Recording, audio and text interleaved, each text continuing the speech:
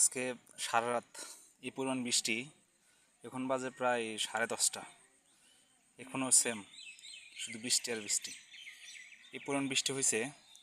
আমার স্মার্ট পদ্ধতিতে মালচিং দিয়ে টমেটো করা, টমেটোর একদম বেডের উপর দিয়ে পানি উঠে চলে গেছে। এখানে পানিটা বাইরে না করতে পারলে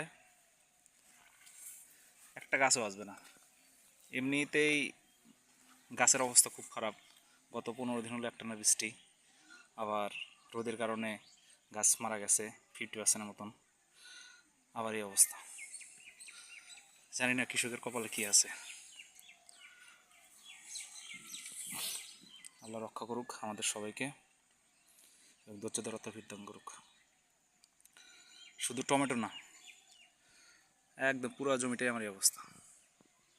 এই সামনে কপি আছে, মরিচ আছে,